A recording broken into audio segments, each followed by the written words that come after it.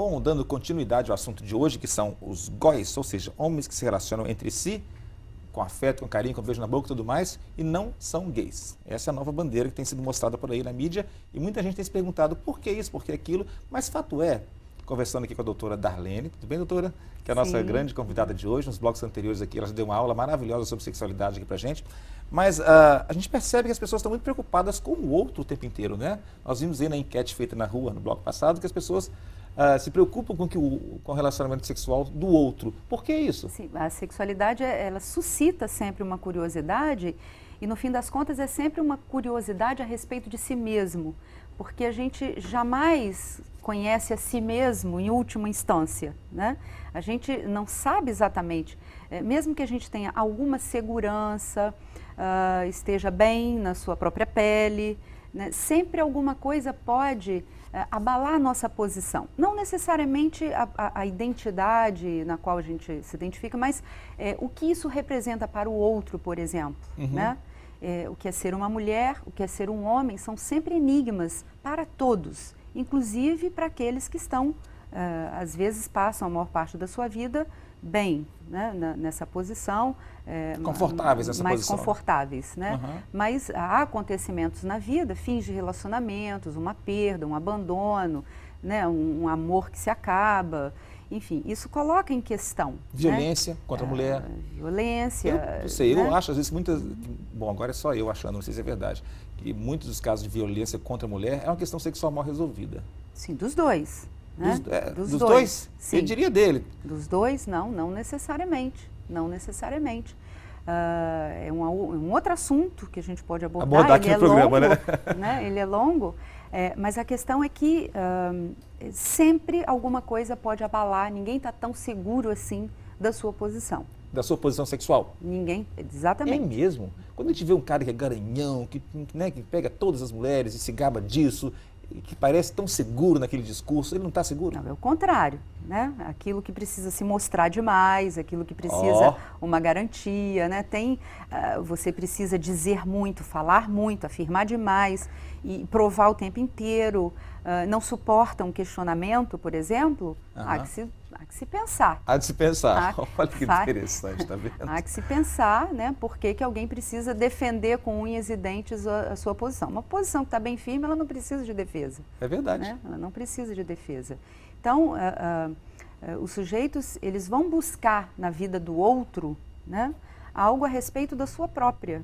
Daí a nossa curiosidade, o interesse, nem sempre isso é reprovável, né?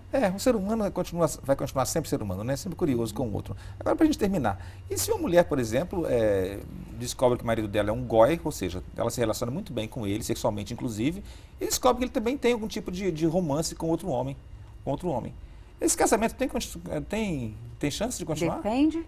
Isso é algo da ordem possível? do absolutamente particular, depende das possibilidades de cada um, como cada um passa a se ver a partir de algo que bascula, de uma situação que estava estabelecida de uma determinada forma, pelo menos aparentemente, né?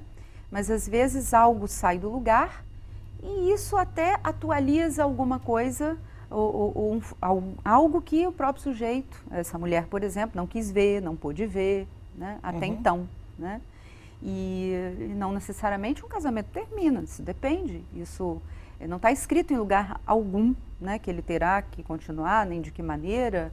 Cada vida, cada experiência, cada casal, né, cada sexualidade, né, e a possibilidade de simbolizar isso, né, de encontrar saídas, vai depender de cada casal. Eu acho que precisaríamos de um debate amplo sobre sexualidade hoje em dia, porque tudo está mudando. Não é que está mudando, está vindo à tona, né? Está com tanta frequência. Sim, e uma das questões... Eu me preocupo com as mulheres, sabia? Porque eu acho que as mulheres não estão tão preparadas para esse novo momento. Mas ninguém está tão preparado para um novo momento. Ninguém está tão preparado. Não existe preparação prévia.